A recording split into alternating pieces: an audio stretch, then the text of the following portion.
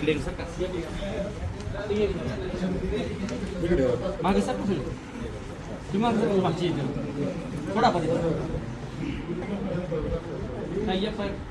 शिवेते शिवप्रेमींच्या वतीने आवाज करण्यात आलेला आहे. त्या मोर्चाचा उद्देश असा होता की मागील 2 वर्षापासून सातत्यानं छत्रपती शिवाजी महाराज, छत्रपती संभाजी महाराज, मासाहेब जिजाऊ असतील, ताराराणी साहेब असतील यांच्यावर अपमानकारक काही ना काही टिप्पणी करायची आणि त्याच्यामधून स्वार्थ साधून घ्यायचा काही लोकांनी ठरवून केलेलं आहे षडयंत्र. त्याच्यामध्ये पाठीमागच्या काळामध्ये सोलापूरकर असेल, तो बिरटकर असेल, त्याचा छिंदम असेल, तो कोशिर्या असेल, त्याच्यानंतर आताचा हा बागेश्वर महाराज असेल.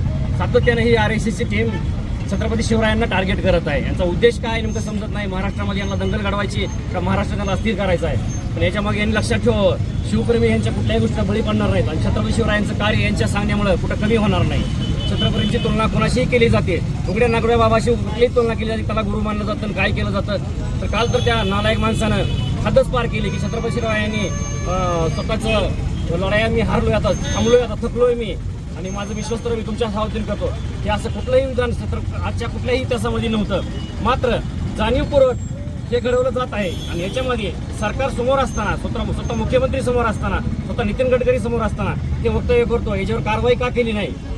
आमची सगळी शिवप्रेमींची एकच इच्छा आहे, ह्या हरामखोरावर ताबडतोब देशद्रोहाचा गुन्हा दाखल झाला पाहिजे. अन्यथा महाराष्ट्रामध्ये इतका मोठा उद्रेक होईल. आणि तुम्हाला सर्वांना सांगू इच्छितो की धाराशिवच्या वतीनं या जो बागेश्वर महाराज आहे याला जो 2 कोल्हापुरी चप्पल जो मारल त्याला 1,51,000 बक्षीस या धाराशिवच्या वतीनं जाहीर करतो मी आज. त्या नायकाला उभा चिरला पाहिजे ही आमची धाराशिवकरांची भावना आहे. कारण महाराष्ट्र ही संतांची भूमी आहे. संत म्हटलं की सर्व जाती धर्माच्या पलीकडे जाऊन सर्वांना एकसंघ आणि सोबत घेऊन जाण्याचं काम या संतांनी केलं. आणि आजकाल नवीन कुणीही संत म्हणून राज्यामध्ये देशामध्ये वावरतायत, काहीही बोलतायत. काल परवा ते नागपूरच्या कार्यक्रमामध्ये धीरेंद्र दरिंदर शास्त्री ज्याने छत्रपती शिवाजी महाराज यांचे गुरु रामदास आहेत आणि जे काही वक्तव्य केलं त्याचा आम्ही या ठिकाणी जाहीर निषेध करण्यासाठी जमलेलो आहोत.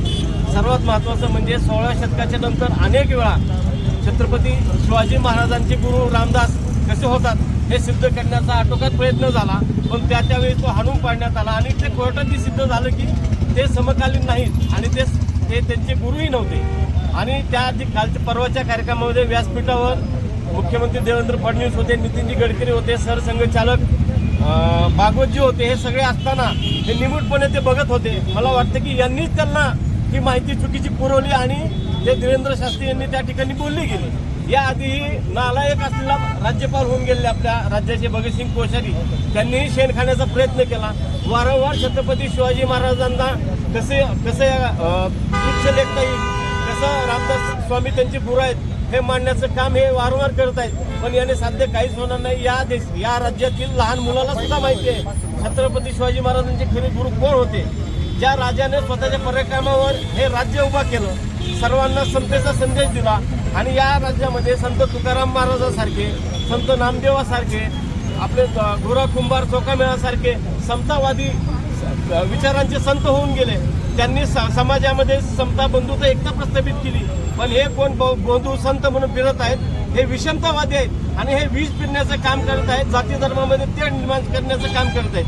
दुसरा महत्वाचा विषय, परवा तो आमदार गायकवाड ज्याने शिवाजी कोण होता याच्या लेखकाला शिवीगाळ केली. आरवची भाषेत राज्याचे मुख्यमंत्री व केंद्रीय मंत्री सन्माननीय नितीनजी गडकरी साहेब यांच्या संयुक्त स्टेजवर जी भांगेश्वर महाराजांनी जे वक्तव्य केलेलं आहे त्या राज्यातल्या सर्व समाजातल्या लोकांच्या भावना अतिशय भडकलेल्या आहेत. आमच्या राजाचा अवमान करत असताना हे दोन्ही जबाबदार मंत्री यांनी तिथं त्याच्यावर का त्यांना थांबवण्यात आलेलं नाही.